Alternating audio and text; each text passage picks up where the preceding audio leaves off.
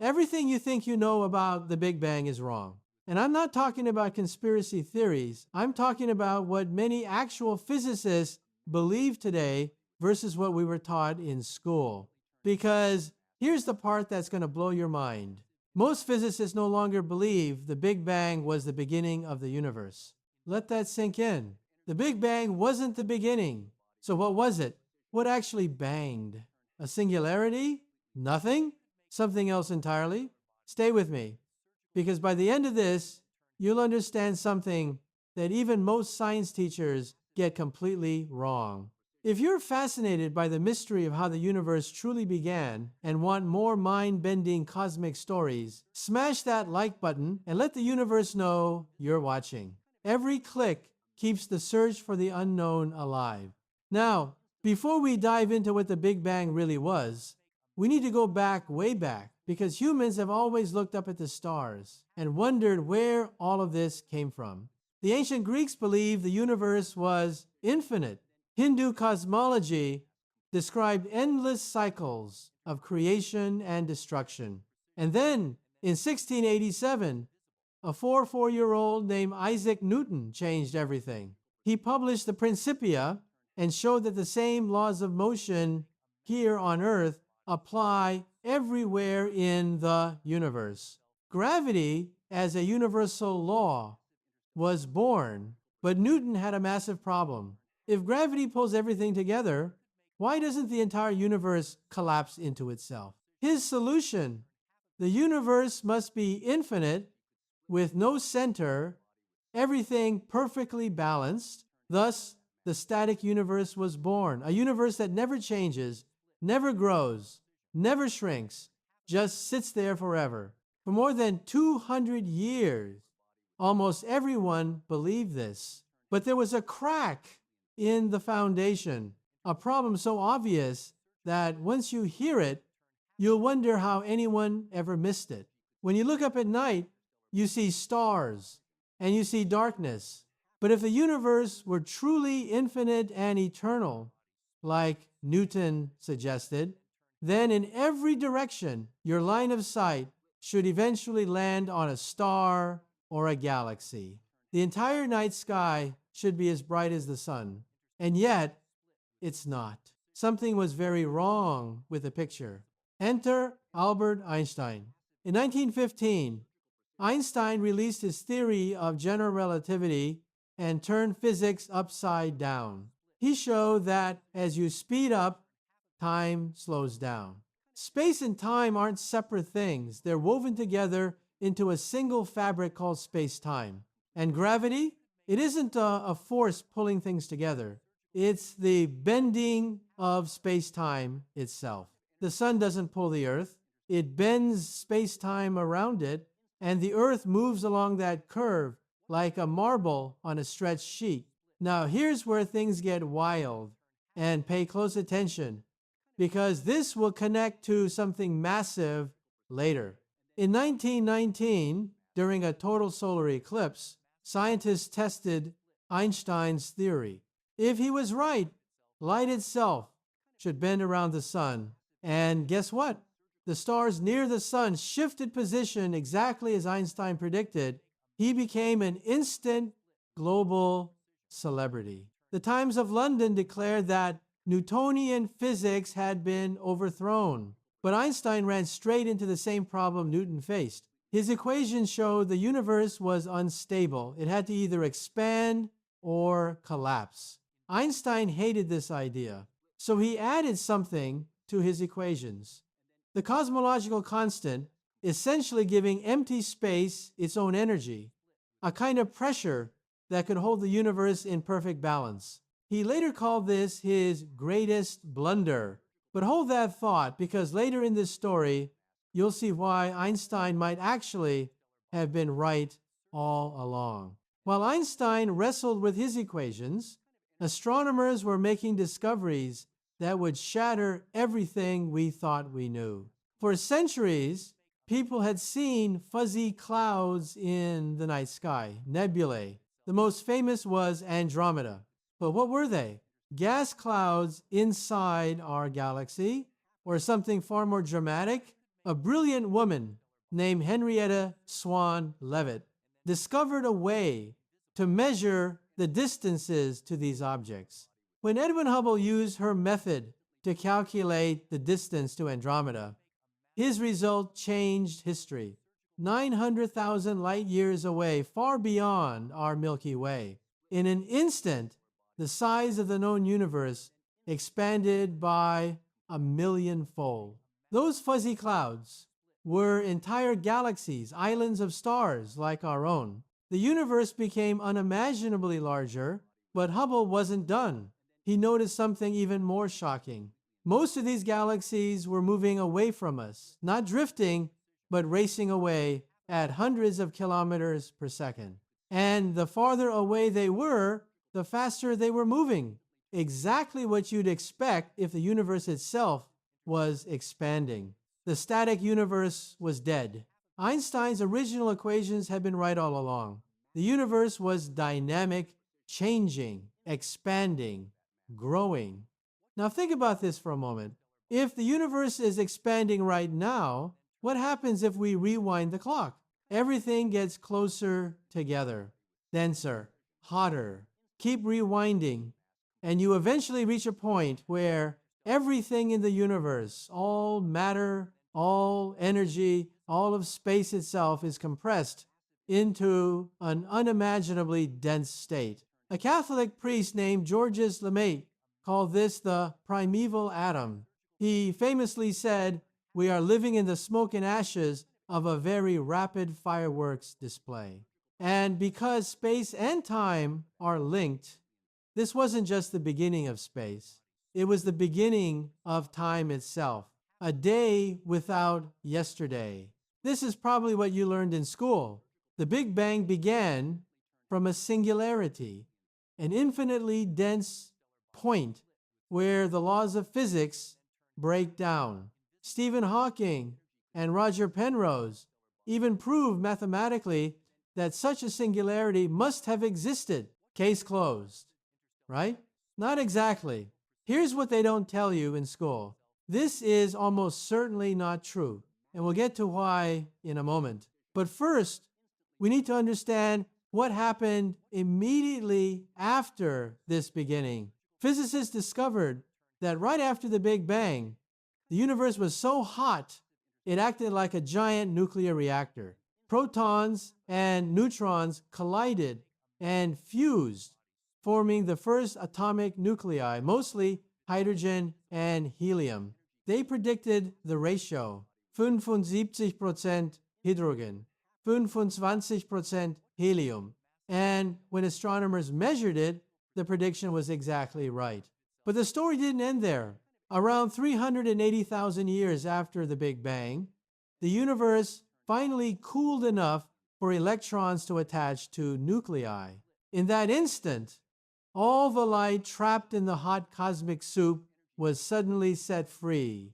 It streamed through space and has been traveling ever since.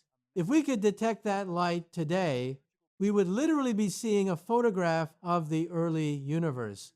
The hunt began, the discovery of the afterglow. By the 1960 seconds, scientists at Bell Labs were testing a radio antenna when they picked up a strange, persistent hiss. They tried everything to eliminate it. They even cleaned pigeon droppings out of the dish. Nothing worked. Then the realization hit. They were detecting the cosmic microwave background radiation, the afterglow of the Big Bang, light from 13.8 billion years ago, stretched and cooled by cosmic expansion. The discovery earned them the Nobel Prize. The Big Bang now had its crown jewel, but here's where everything begins to fall apart.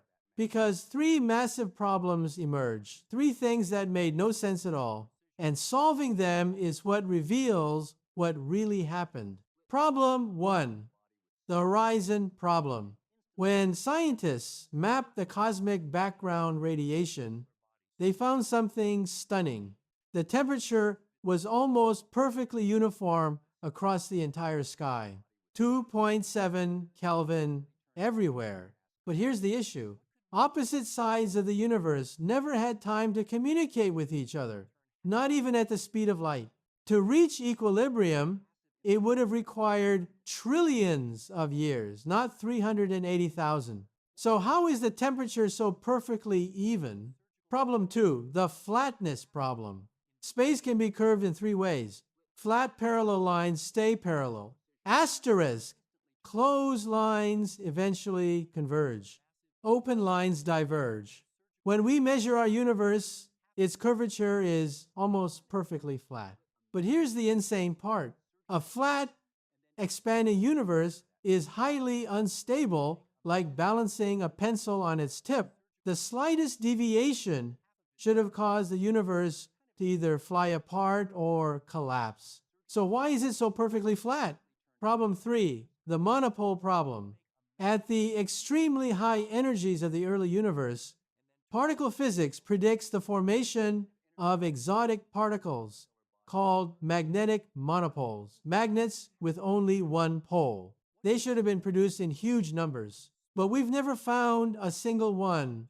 If they had existed, they would have been so massive that the universe might never have expanded. And beyond all of these problems, one issue remained: the singularity itself. Most physicists felt something was wrong. Even Einstein called the idea of a cosmic singularity repugnant. The math seemed to be pointing towards something that wasn't physically real. Enter Alan Guth. The revolution begins. This is where a brilliant physicist named Alan Guth stepped in. And what he discovered completely rewrote everything we thought we knew about the Big Bang. Guth was studying phase transitions, like ice melting into water or water boiling into steam. But there are stranger transitions too. For example, pure water can be cooled below freezing without turning to ice. This is called supercooling. The transition gets delayed. Guth wondered, what if the early universe experienced a similar delayed phase transition? Guth realized something astonishing. If empty space truly contains energy, as quantum mechanics insists, and if that energy drives the expansion of the universe, then the rate of that expansion would be beyond anything imaginable. His calculations were shocking. In less than a trillionth of a second, the universe would balloon by at least 100 trillion times. He named this extraordinary moment inflation. And here's the miracle. This single concept instantly solved all 3 major problems of the early universe. The flatness problem, solved. No matter the universe's original curvature, rapid expansion would stretch it so dramatically that it becomes indistinguishably flat. Just like inflating a small balloon makes its surface appear flatter as it grows. The horizon problem, solved. Regions of space that now seem impossibly far apart were actually extremely close together before inflation. They had plenty of time to interact, equalize temperature, and share information. The monopole problem, solved. In an ultra-cold inflationary phase, the conditions needed to form magnetic monopoles simply never arise. But inflation didn't just fix problems. It created something extraordinary. Remember those faint temperature variations in the cosmic microwave background? The slightly warmer and cooler patches scattered across the sky? Inflation reveals their origin. Tiny quantum fluctuations in the inflation field were stretched across space and then frozen in place as the universe expanded. And those minuscule ripples, they are the seeds of everything. Gravity pulled more matter into the slightly denser regions. Over billions of years, those microscopic fluctuations grew into galaxies, stars, planets, and ultimately us. Without quantum irregularities during inflation, the universe would be perfectly smooth. No stars, no galaxies, no Earth, no life, nothing. So what actually banged during the Big Bang?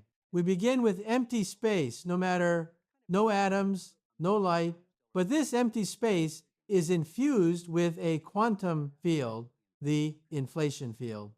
This field forces space itself to expand at unimaginable speed.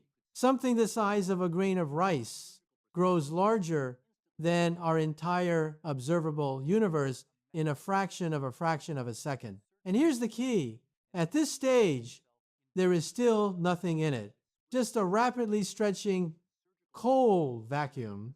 Then inflation ends, and that's the bang. All the energy stored in the inflation field suddenly converts into matter and radiation. Space becomes blisteringly hot and unimaginably dense. This is the classic Big Bang you learned in school, the birth of particles, the formation of hydrogen and helium, the glow of the cosmic microwave background. No singularity required? Inflation reframes everything. The Big Bang wasn't the beginning, it was the transformation. The moment when vacuum energy condensed into everything that now exists. And here is the part that truly bends reality. Inflation doesn't stop everywhere at once. It ends in scattered patches. While inflation decays into matter and radiation, here creating our universe, it continues expanding endlessly elsewhere. That means other regions undergo their own Big Bangs, forming their own universes with their own laws, constants, and histories. This is the birth of the multiverse, and we reside inside one bubble among potentially infinite others. This is not fringe speculation. This is currently the dominant view among cosmologists, even though it's rarely taught in school. When many of us were first introduced to the Big Bang, we were told inflation happened after the bang. The singularity was treated as unquestionable fact. The multiverse wasn't even mentioned. But science evolves. New evidence arises. Better theories emerge. Today, the inflationary Big Bang is our best description of how everything began. Do we have all the answers? Absolutely not. Some physicists argue inflation is too flexible, that it explains too much too easily. Others find the multiverse unsettling because it may never be directly testable. But here's what we do know with certainty. Asterisk. The hot, dense early universe absolutely existed.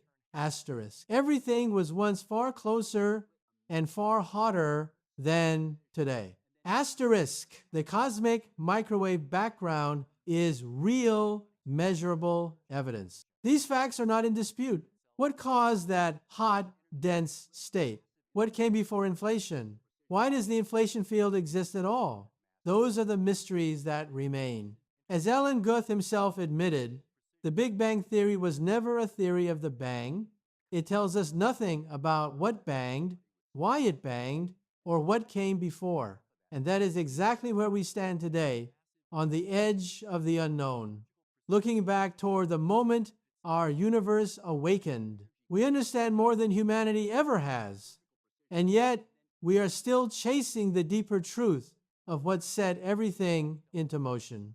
So the next time someone says the Big Bang was the beginning of all things, you'll know better. You'll know that the bang wasn't the start, it was the transition, a moment when empty space filled with vacuum energy became matter, light, atoms, stars, galaxies, and life itself.